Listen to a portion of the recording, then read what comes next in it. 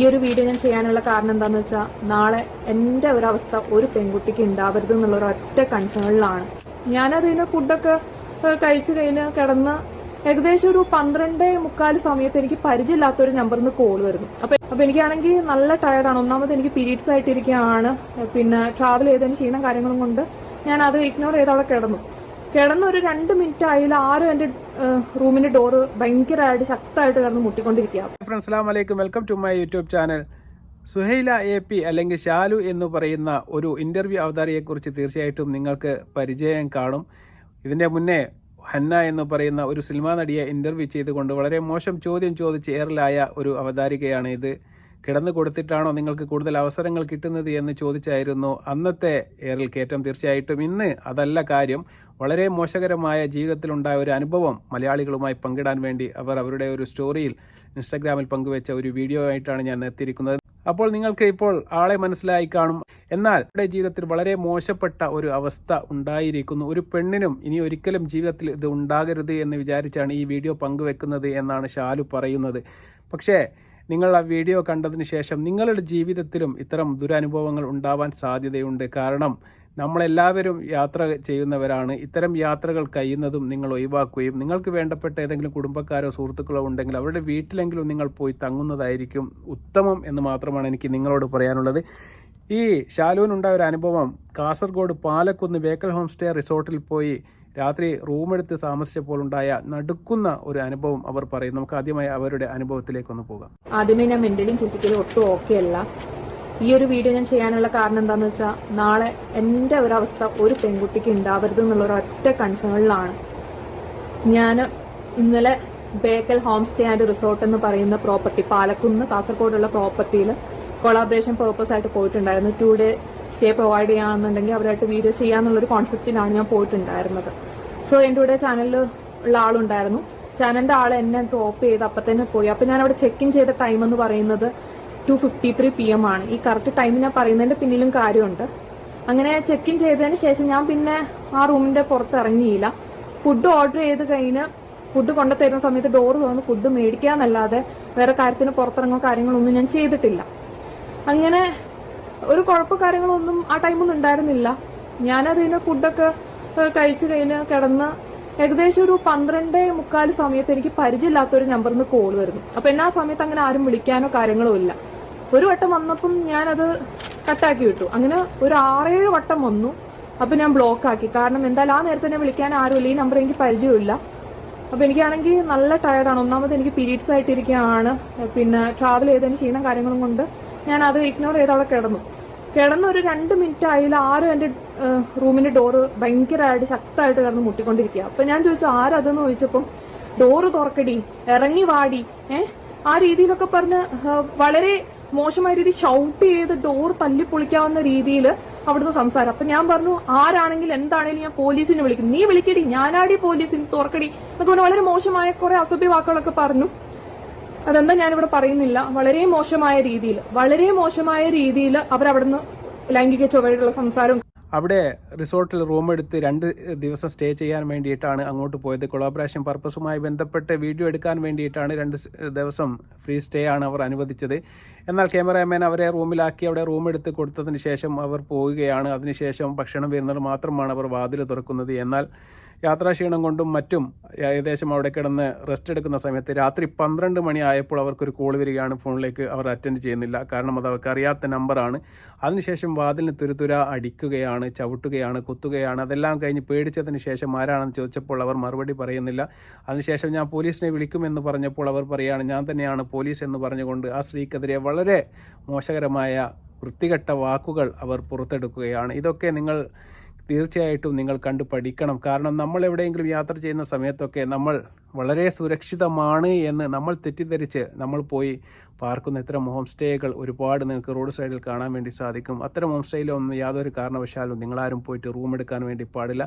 ഈ സ്ത്രീ ഒരു ബോൾഡായതുകൊണ്ട് മാത്രമാണ് അവർക്ക് ആദ്യമായിട്ട് അവർ ചെയ്ത ഒരു കാര്യമെന്ന് പറയുന്നത് ആ നമ്പറിൽ നിന്നുള്ള കോൾ എടുത്തില്ല എന്ന് പറയുന്നത് ഏറ്റവും നല്ല ഒരു കാര്യമാണ്. അതുപോലെ തന്നെ ഞാൻ പോലീസിനെ വിളിക്കുമെന്ന് ബോൾഡായിട്ട് പറയാൻ ആ കുട്ടിക്ക് സാധിച്ചു.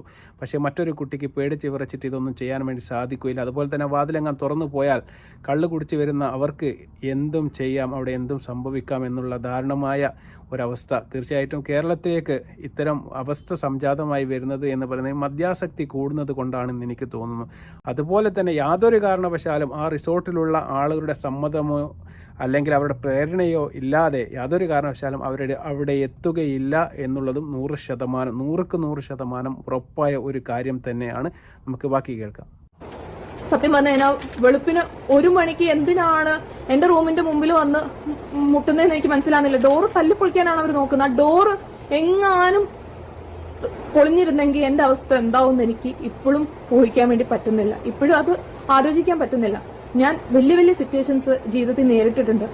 പക്ഷെ നമ്മൾ ഒരാൾ കൊല്ലാൻ വന്നാൽ അത് പ്രശ്നമല്ല. പക്ഷെ ഇങ്ങനത്തെ ഒരു സിറ്റുവേഷൻ ഒരു ലേഡിക്ക് ഉണ്ടാവരുത് ഞാൻ പറയും. ആ സമയത്ത് ഒരു മാനസികാവസ്ഥ എന്ത് സംഭവിക്കും, എന്ത് പറ്റും എന്നറിയാതെ ഞാൻ ഡോറ് ശക്തമായിട്ട് അവിടെ പിടിച്ചു നിന്നു. കാരണം ഡോറെങ്ങാനും പൊളിഞ്ഞു പോയി കഴിഞ്ഞാൽ എന്താ ഉണ്ടാവാന്ന് എനിക്കറിയില്ല. ഇവര് 1-2 വട്ടം മുട്ടിയിട്ട് പോയിരുന്നെങ്കിൽ ഞാൻ അത് മൈൻഡ് ആക്കില്ലായിരുന്നു. കാരണം പ്രോപ്പർട്ടിയുടെ പേര് ഞാൻ വിളിച്ചിട്ടില്ലായിരുന്നു. ഓക്കെ, 2 വട്ടം മുട്ടി കുടിച്ചിട്ട് ബോധമില്ലാതെ പോയി എന്ന് വിചാരിച്ചു. പക്ഷെ ഇവര് 1/4 മണിക്കൂറോളം വളരെ ശക്തിയായിട്ട് മുട്ടിക്കൊണ്ടിരുന്നു. ആ സമയത്ത് ഞാൻ റിസപ്ഷനിൽ വിളിച്ചു. റിസപ്ഷനിൽ വിളിച്ച സമയത്താണെങ്കിലും അവര് കൂളായിട്ട് മാം നിങ്ങളുടെ ഫ്രണ്ട്സ് ആണെന്നാണ് പറഞ്ഞത്, അങ്ങനെ ഇങ്ങനെ. ഫ്രണ്ട്സ് ആണെന്ന് പറഞ്ഞിട്ട് പരിചയമില്ലാത്ത 2 പേര് ഡോറിന്റെ മുമ്പിൽ വന്ന് പാതിരാത്രി മുട്ടുമ്പോൾ ഇവരെ മൈൻഡ് ആക്കാണ്ടിരിക്കുകയാണ്. ആ റിസപ്ഷനിലുള്ളവര് കാര്യമായിട്ട് എടുത്തേയില്ല. ഞാനാകെ എന്ത് ചെയ്യണമെന്ന് അറിയില്ല. അവസാനം ഞാൻ പോലീസ് സ്റ്റേഷനിൽ വിളിച്ചു. പോലീസുകാർ കറക്റ്റ് ടൈമിന് തന്നെ വന്നതുകൊണ്ട് പിന്നെ വലിയ പ്രശ്നങ്ങളില്ലാതെ ഇതായി. അല്ല, ഡോറ് തുറന്നു പോയതെങ്കിൽ എന്താവെന്ന് എനിക്ക് ആലോചിക്കാൻ കൂടി പറ്റുന്നില്ല. അങ്ങനെ പുറത്തിറങ്ങി കഴിഞ്ഞ് ഞാൻ നോക്കുമ്പോൾ ഈ വ്യക്തികളെ 2 പേരും ഞാൻ ജീവിതത്തിൽ കണ്ടിട്ടില്ല. ഈ 2 വ്യക്തികളുണ്ടായിരുന്നു, ഞാൻ കണ്ടിട്ടില്ല. അവരാരാ എന്താന്ന് പോലും. പേടിച്ച് വിറച്ച് നിൽക്കുകയാണ്. ഏകദേശം 3/4 മണിക്കൂറോളം സമയം അവർ അവിടെ തന്നെ ചെലവഴിച്ചു. അവർന്ന് പോയില്ല എന്നാണ് പറയുന്നത്. അതിനുശേഷം അവർ അങ്ങോട്ട് വിളിച്ച് ചോദിച്ചു റിസപ്ഷനിലേക്ക്, ആരോ 2 ആൾക്കാർ ഇവിടെ വന്നിങ്ങനെ കച്ചറുണ്ടാക്കുന്നു എന്ന് പറഞ്ഞപ്പോൾ അവർ അത് മൈൻഡ് ചെയ്തില്ല എന്നാണ് പറയുന്നത്. നിങ്ങളെ സുഹൃത്തുക്കളാണ് എന്നാണ് പറഞ്ഞത് എന്ന് പറഞ്ഞ് കയ്യൊയ്യുകയാണ് ചെയ്തത്. അത് കേട്ടാൽ തന്നെ നിങ്ങൾക്ക് മനസ്സിലാകും ഇത് അവർ തമ്മിലുള്ള ഒരു അഡ്ജസ്റ്റ്മെന്റ് ആണ്. ഇതിന്റെ മുന്നേ എങ്ങാനും ഇങ്ങനെ വന്ന ഏതെങ്കിലും ഒരു കസ്റ്റമറോട് ഇങ്ങനെ പെരുമാറിയപ്പോൾ അവർ വാതിൽ തുറന്നു, ചിലപ്പോൾ അവർക്ക് ജീവിതത്തിൽ ദുരനുഭവം ഉണ്ടായപ്പോൾ അവർ തുറന്നു പറഞ്ഞിരിക്കില്ല. കാരണം പുറത്തറിഞ്ഞാൽ ഞങ്ങളുടെ മാനം പോകും എന്ന പേടി കൊണ്ട് അത്തരം അവസരങ്ങൾ അവർക്ക് വന്ന് കാണും. അതുകൊണ്ട് തന്നെയാണ് ഇത് പിന്നെയും അവർ ചെയ്തുകൊണ്ടിരിക്കുന്നത്. അവർ യാതൊരു കാരണവശാലും അതിന് ചെവി കൊടുക്കുകയില്ല. രണ്ടാമത്തെ കാര്യം, നിങ്ങളെ ഫോണിലേക്ക് അവർ വിളിച്ചു എന്ന് പറയും. നിങ്ങളെ നമ്പർ അവർക്ക് എവിടെ നിന്ന് കിട്ടി? തീർച്ചയായിട്ടും റിസപ്ഷനിലുള്ള ആൾക്കാർ അവർക്കറിയുന്ന ആൾക്കാർക്ക് കൊടുത്തത് കൊണ്ട് തന്നെയാണ് അവർ വന്നത് എന്നുള്ളത് രണ്ടാമത്തെ കാരണം.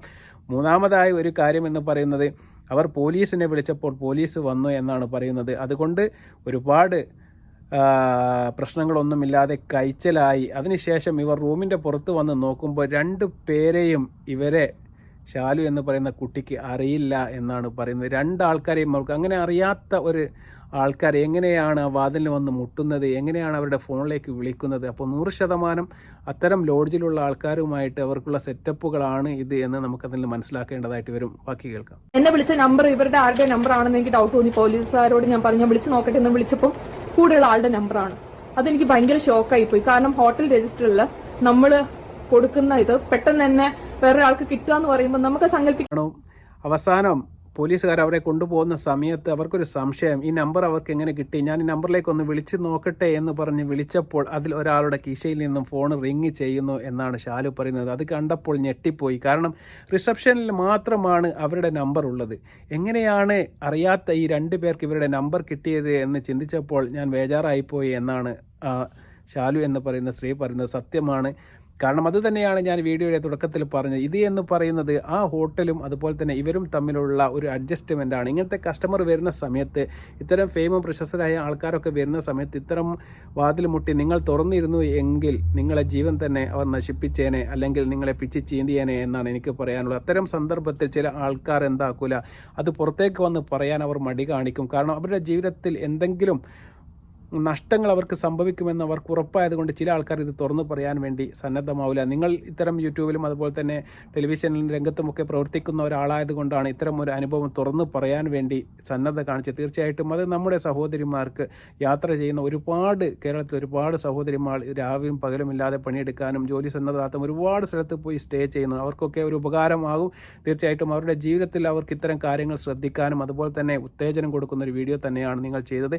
തീർച്ചയായിട്ടും ഇത്തരം വീഡിയോകൾ ഇനിയും എന്തെങ്കിലും അനുഭവങ്ങൾ ഓരോരുത്തരുടെ ജീവിതത്തിലും ഉണ്ടായിക്കഴിഞ്ഞാൽ അത് തുറന്നു പറയാനും അതിനെതിരെ പോരാടാനും അതിനെതിരെ നിയമ നടപടിക്കും യാതൊരു വൈമനസ്യവും കാണിക്കാതെ മുന്നോട്ട് വരണമെന്ന് മാത്രമാണ് നമുക്ക് പറയാനുള്ളത്. ഈ ഒരു കാര്യത്തിൽ ഷാരൂന് 100% ഐക്യദാർഢ്യം നമ്മൾ പ്രകടിപ്പിക്കുകയാണ്. തീർച്ചയായിട്ടും ഇത്തരം വീഡിയോകൾ മലയാളികളുടെയും അല്ലെങ്കിൽ പെൺകുട്ടികളുടെയും ഉള്ളിൽ ഒരു കരുത്ത് വർദ്ധിപ്പിക്കാൻ വേണ്ടി കാരണമാകും. നല്ലൊരു വീഡിയോവുമായി വരുന്നത് വരെ അസ്സലാമു അലൈക്കും വറഹ്മത്തുള്ളാഹി തആല വബറകാതുഹു.